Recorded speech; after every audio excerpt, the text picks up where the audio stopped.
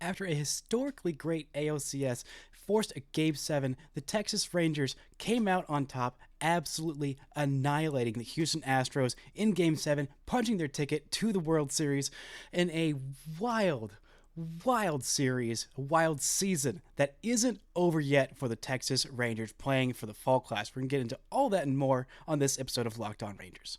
Let's get into it. You are Locked On Rangers, your daily Texas Rangers podcast. Part of the Locked On Podcast Network, your team every day.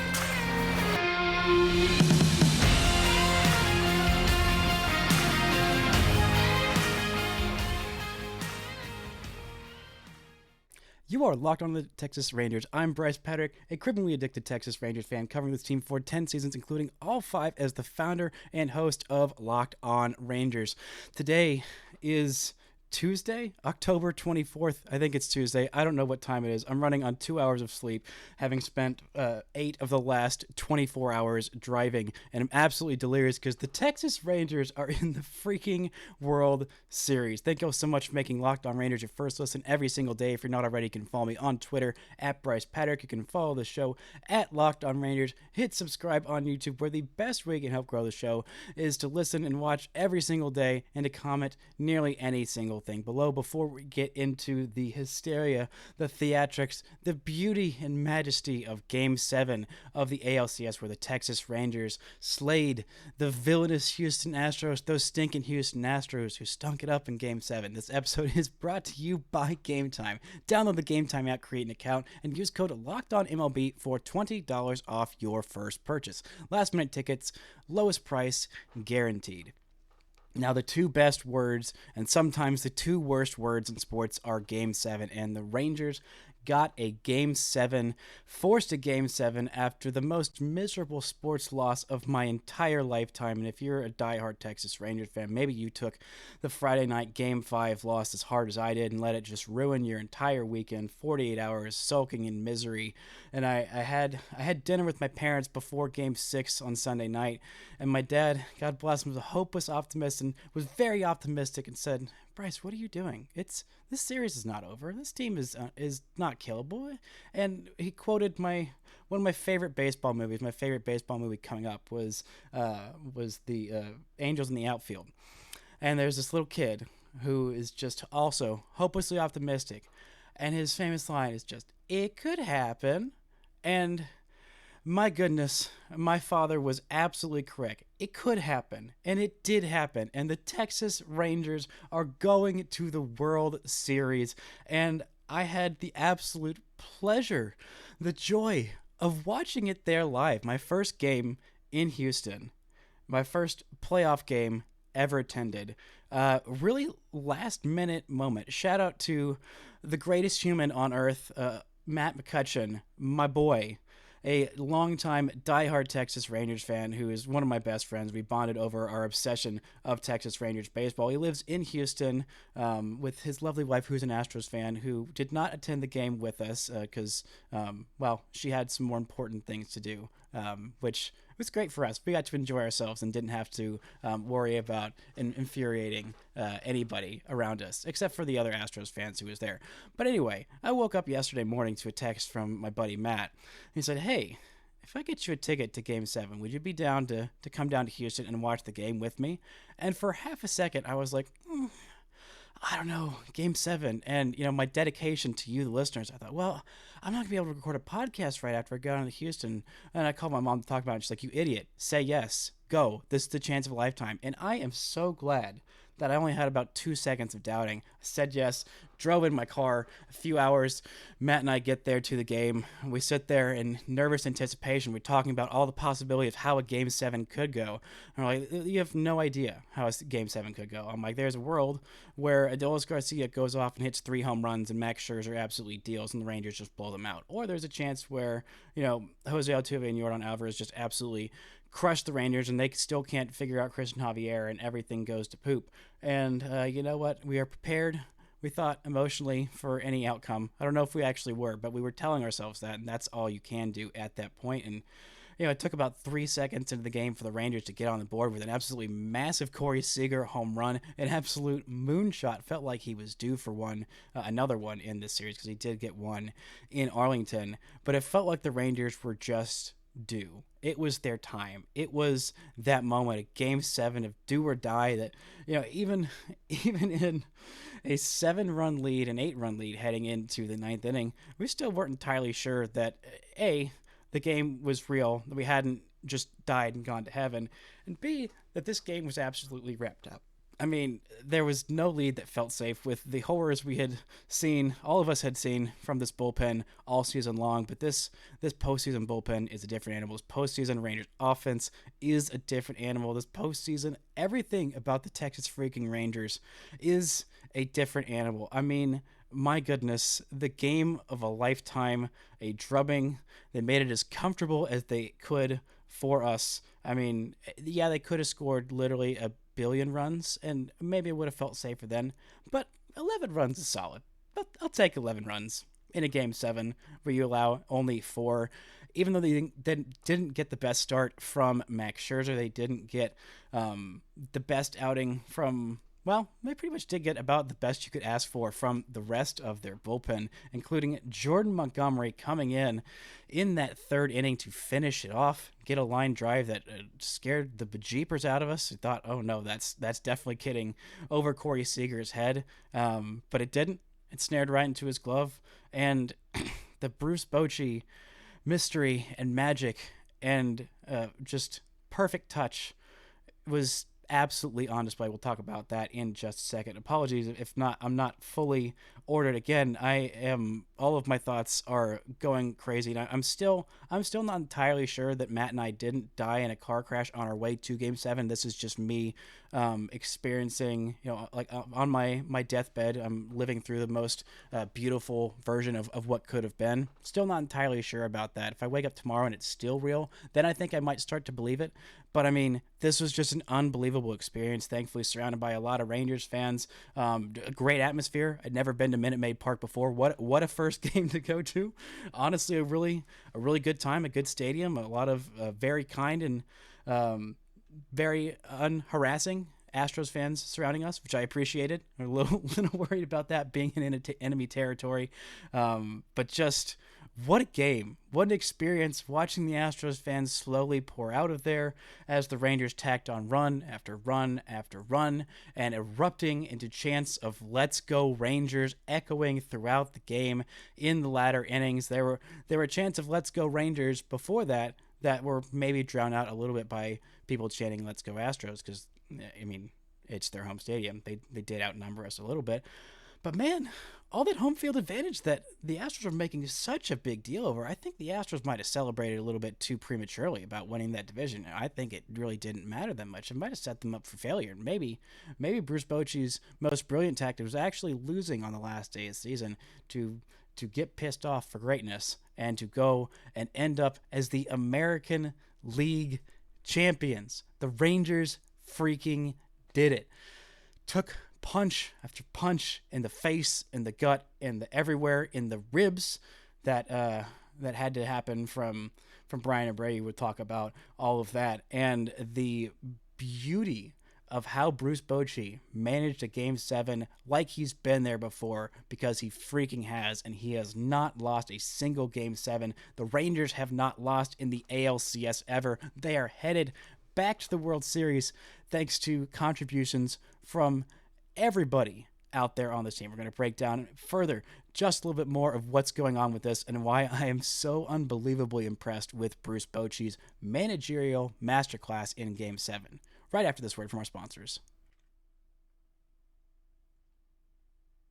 This episode is brought to you by FanDuel. October baseball is back, and you can make your postseason debut with FanDuel, America's #1 sportsbook. Join FanDuel today, and you'll get started with $200 in bonus bets guaranteed when you place your first $5 bet. Just visit FanDuel.com/lockedon to create your new account. Then you can get in on the action from the first pitch until the final out. Bet on everything from strikeouts to home runs to who will win the game. And if you don't want to wait the whole game to get a W, predict what will happen in the next at-bat with quick bets. If you're you're betting on Adolis Garcia home run in the postseason, there's been quite a few of those. There's even been quite a few Corey Seager home runs in the postseason, and just quite a few runs from the Texas Rangers in Game 7, which they won, in case you forgot, because they're headed to the World Series, and that is not end of your time to place your bets on the Texas Rangers in the postseason. So head on over to FanDuel.com/lockedon right now. Step up to the plate this postseason with $200 in bonus bets guaranteed. Make every moment more with FanDuel, official sports betting partner, Major League Baseball. Shout out to the Everydayers making Locked On Rangers first listen every single day. On tomorrow's show, I'll be doing a World Series preview because the Texas Rangers will be in the World Series with home field advantage, playing either the Arizona Diamondbacks or the Philadelphia Phillies. And you can catch every pitch with the Hometown Broadcast on SiriusXM. Just download the SXM app and search Rangers. Now, Bruce Bochy has been in about a bajillion Game 7s and a bajillion winner-take-all games, and he has not lost a single one of them as a major league manager. What a guy to have in your dugout, to have the guy pulling the strings, knowing exactly what buttons to press, what moves to make, and the move to make in this one that made all the difference in the world, which, you know, it's easier, I should say, to manage a game when your team scores 11 runs in a winner-take-all game. It does make it much easier, but it wasn't like that completely from the jump. Max Scherzer didn't quite have his A-game stuff, was able to do enough to get deep enough in this game. 2 2/3 innings from him, 4 hits, 2 earned runs, including I was about to say the first run of the game, but then I forgot. The Rangers actually scored 3 runs in the top of the first inning, making it so much easier on themselves. Max Scherzer able to get himself out of enough trouble. And then in the third inning, our view was a little obscured. We were up in the first base side, in the kind of the right field corner way up there, and so we couldn't quite see the bullpen clearly. But both Matt and I were looking in the Rangers bullpen. We saw a big, tall lefty warming, and I thought I could kind of make out. I'm like, is that Jordan Montgomery's number? No way. That's a big, tall, white guy lefty. That's Jordan Montgomery. Oh my gosh, he's warming up. He's gonna come into this game, and he did. Coming off of pitching on Friday, a masterclass that gets lost of so many things that got lost in that Game 5. Jordan Montgomery was absolutely phenomenal, and he was exceptional in Game 1. And being able to bring that guy in that spot to get an out and to get 2 more innings after that, and to have him throw just 32 pitches. That was his bullpen day. And so normally you throw about 30 pitches on your bullpen day, and so you don't want to extend a guy too far past that, but he threw 32 pitches, was extremely economical with his pitch count, just 3 hits, no walks, 1 strikeout. That's all he needed. He was absolutely masterful, and to be able to bring that guy in, to give him the length, and to have the call to put Josh Sborz in that spot, to pull out Chapman where he did. And although I didn't super agree with Jose Leclerc being on the mound when you didn't really need him in an 8-run game, and they had Martin Perez forming, and you just saw what Andrew Heaney did to close out what ended up being a blowout in the game before, throwing 4 pitches, I thought, maybe give somebody else a chance to be on the hill. But Bruce Bochy wanted to give his closer another opportunity to close out a series, which he has done now 3 times, because the Rangers have won 3 playoff series this year, and hopefully they will win yet another one.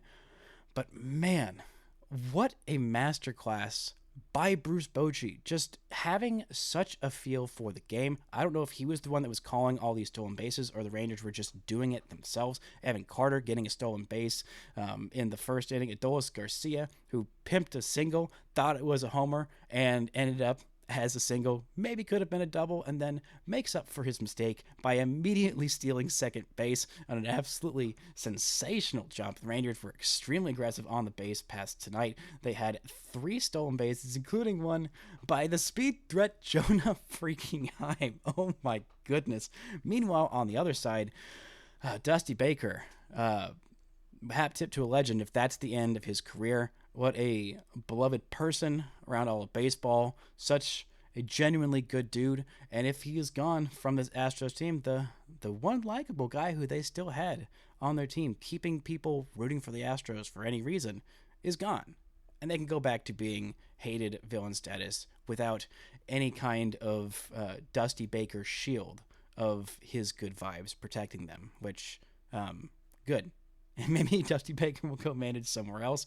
But Dusty just did not have the best managerial decisions in this one. Another key spot with Martin Maldonado coming up in a crucial spot and striking out.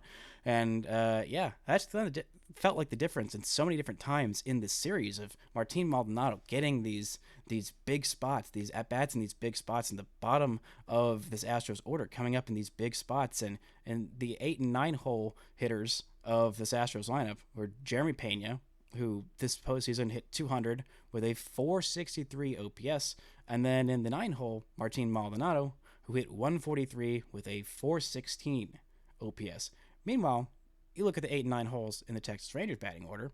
You had Josh Jung, starting all-star third baseman, who hit 280, who has hit so far because he will continue to play in the postseason because the Rangers are going to the World Series. In case you hadn't heard that a million times today, you could hear it one more and probably another time. Yeah, the Texas Rangers are going to host Game 1 of the World Series on Friday. But in the 8 hole of your AL champion Texas Rangers, in this Game 7, is Josh Jung, who in the postseason so far has hit 289 with a 920 OPS. And by the way, he was the all-star starter at third base this year. And in the 9 hole, Leo Taveras, who in this postseason has hit 244 with a 744 OPS after an 0-for-5 day with a couple of strikeouts. Not the best day for Leote, but the rest of this Rangers order, including Travis Jankowski, who came in and got a hit. Travis Jankowski, who is hitting 500 this postseason with a 1,000 OPS, could have been a little higher if Kyle Tucker had not robbed him of an extra insurance home run in the top of the 9th inning in Game 6. Honestly, kind of mean-spirited by Kyle Tucker, but hey, he was having a bad postseason, so he could make a spectacular game save. No, absolutely nothing saving home run robbery. And then I think he had another home run robbery in this one. Honestly, so much of this game has blurred together because so much of everything was happening all at once, and I still, again, not entirely sure this is real. I'm choosing to believe that this is real. But we'll have to wait and see until tomorrow when I wake up and see if I'm actually in a coma or not. But if I'm in a coma, don't wake me up. Pull the plug. Let me die happy. What a freaking Game 7.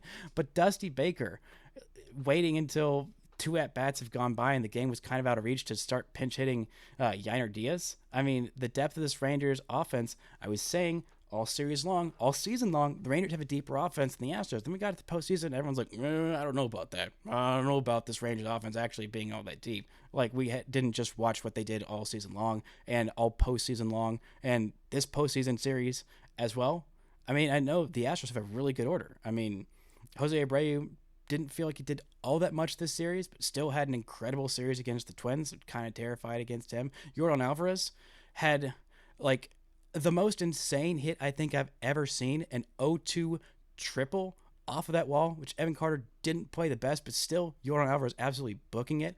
I still am going to wake up to nightmares. I mean, Yordan Alvarez in this Game 7, a 3-hit game with a triple, a pair of singles, a walk, which was an intentional walk. And, I mean, Jose Altuve had a multi-hit day, a multi-extra base hit day. Led off the bottom of the first inning right after the Rangers got their 3 runs with a double that nearly broke that little wall in left field, and also a meaningless solo shot off of Jose Leclerc as a middle finger on the way out of a Game 7 in which his team got totally destroyed.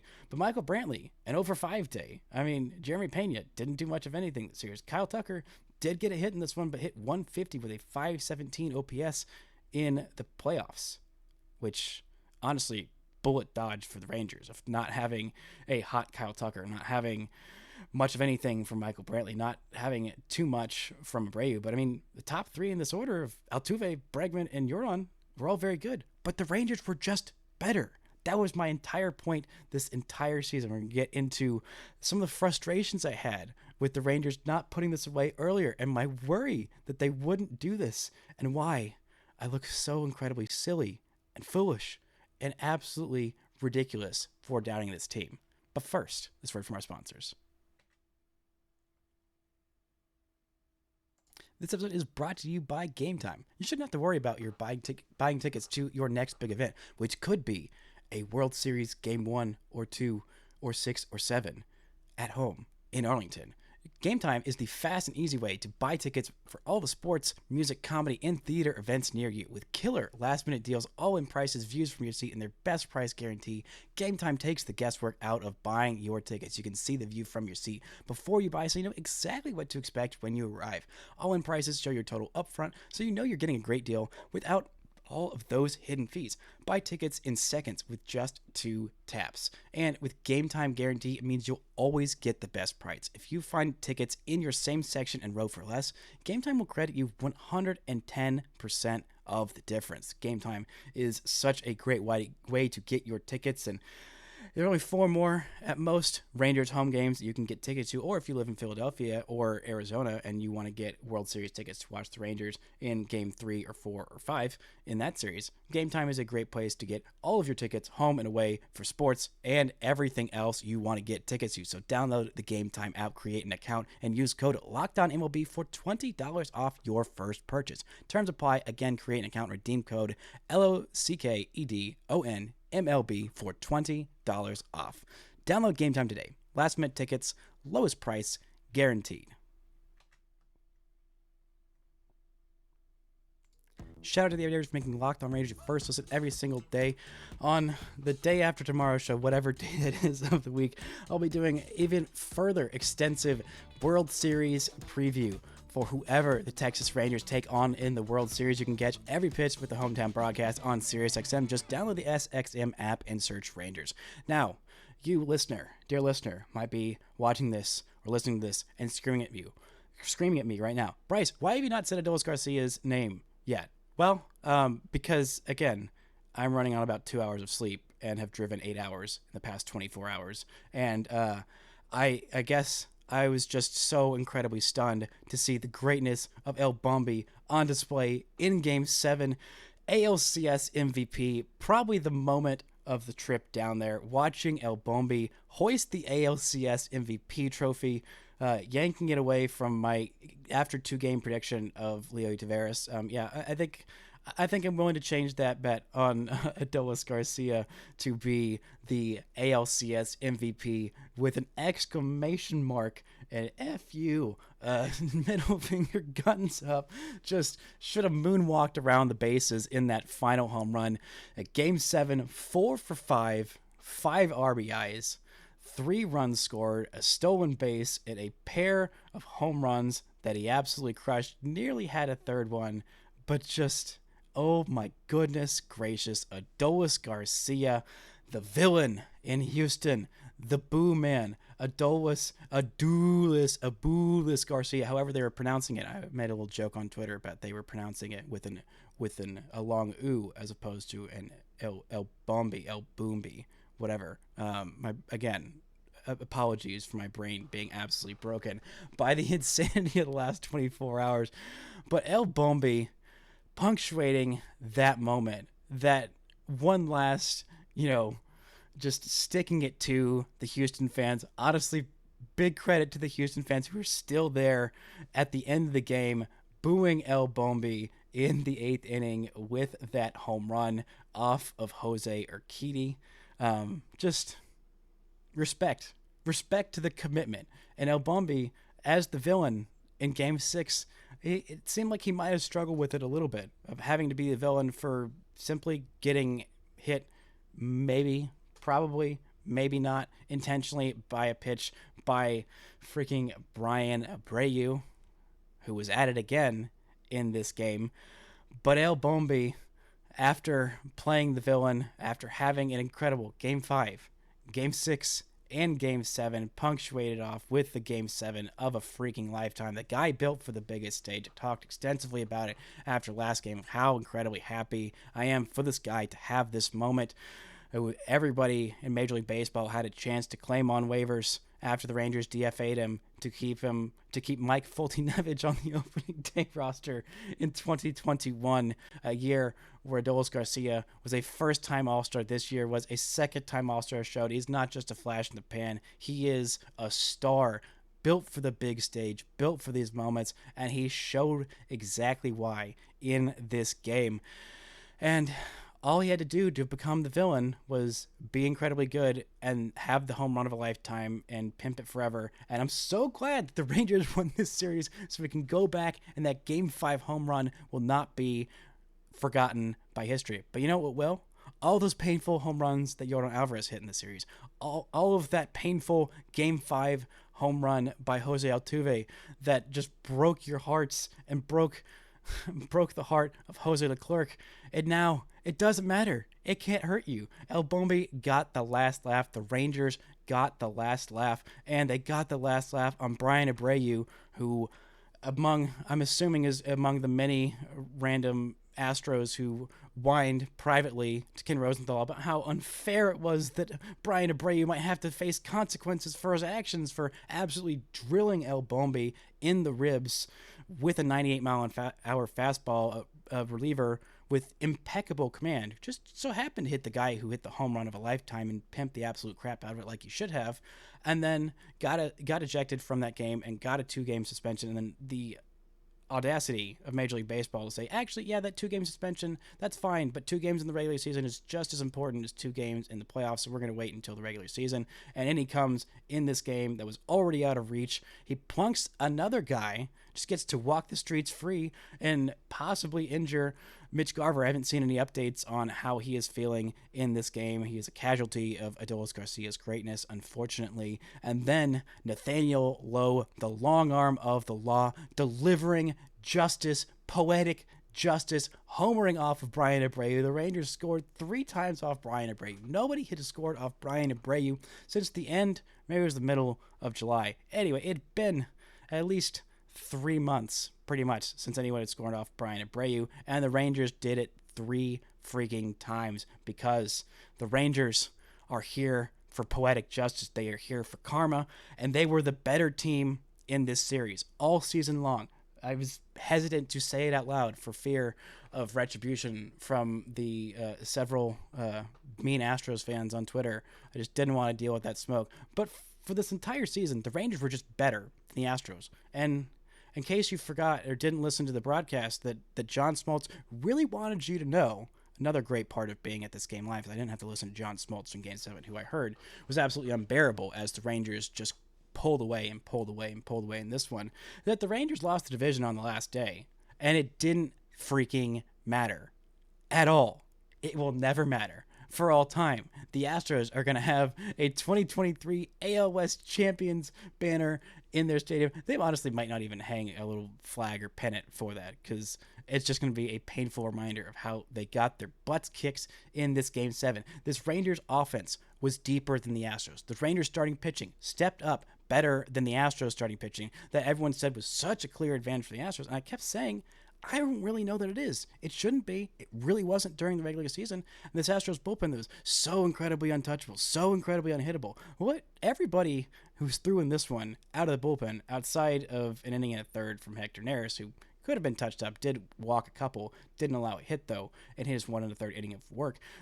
It was, oh no, this Astros bullpen is so much better than the Rangers. Well, it frickin' wasn't. No part of this Astros team was better than the Rangers. Starting pitching, relief pitching, bats, bench, managing, GM, whatever. The Rangers were better. They were better all season. They finally freaking proved it. I was so frustrated with this team, farting away these chances. Not that they weren't trying their best, and it wasn't as a disrespect to the Astros, who were a very good opponent and honestly a very good villain. Like, very convincing, very, very much knowing their role as the villain and playing it well. And honestly, was so mad at that Alex Bregman celebration that I bookmarked it and I was ready for it. There's him talking about after they clinched the division on the final day. Everyone's saying they were wondering what it would be like if the Astros didn't win the AL West. Well, I guess we'll never know. Honestly, a baller line. But even more baller was the Rangers showing up and kicking their freaking teeth in Game 7 to go to the World Series. Forever and always an iconic all-time postseason matchup. The first time these two teams play in the ALCS, in the playoffs at all, and it goes the Rangers' way. So many iconic back-and-forth moments, and instead of having another series, a painful postseason loss, which I don't need to bring up the ones we all know. We all know what they were. We all remember them. But for once, The Rangers played an all-time great playoff series, and they were on the right end of it.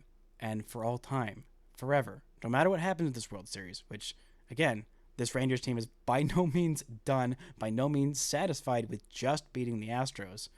They want to go on and win the first World Series in Texas Rangers history. They are 4 wins away from it, and they were the better team, the best team in the ALCS. All that talk about, oh, well, actually the Rays are so much better, they're going to kick the Rangers' teeth in. Oh, well, actually the Rays were hurt, and the Rangers caught them at a right time. Oh, well, this Baltimore Orioles team, they're such a young, up-and-coming team. They're definitely going to wipe the floor with the Rangers because they have a better bullpen and starting rotation and lineup than the Rangers do. Actually, no. Well, the Rangers kicked their teeth in and frickin' swept them. Well, Baltimore's got a bright future. And this Astros team, well, they've been there, they've done that, they got the experience, they're definitely going to have it up on the Rangers. There's no way this Rangers team overcomes their white whale. Well, they freaking did it.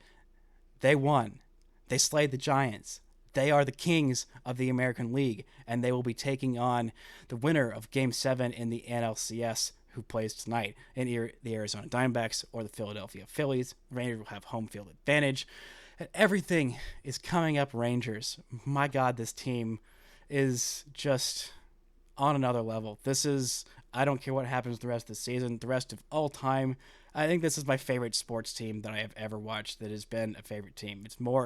For me, it has surpassed the 2011 Dallas Mavericks. It has surpassed any college football team I have ever loved. It surpassed any Cowboys team that I have watched in my 29 years of existence, because most of those teams have brought me a lot of pain and suffering. It surpassed any Dallas Stars team, any Dallas Wings team, any FC Dallas team, any former Rangers team. Yeah, no, definitely I think it's surpassed as my favorite. Well, I don't know. 2010, it's pretty close, but just the way this team has done it, the dramatics, the hysteria, the euphoria, the everything.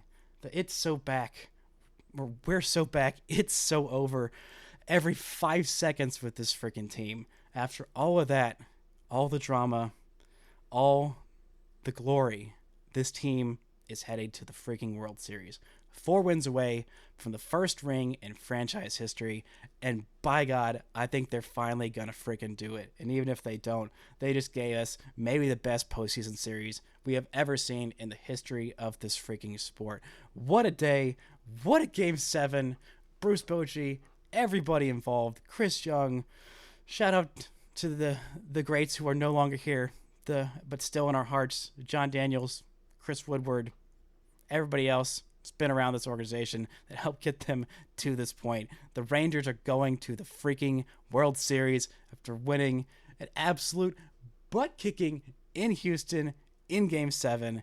My God, what a day to be a Texas Rangers fan. Thank y'all so much for listening and subscribing and supporting out there. And a big shout out to every single Rangers fan, just random high fives and hugs of everybody wearing a Rangers jersey in Houston. What a moment to celebrate. And hopefully there will be 4 more celebrations and a World Series trophy in this Rangers near future. That's going to do it for today's show. Thank y'all so much for listening and subscribing. And until next time, don't forget to enjoy World Series Texas Rangers baseball.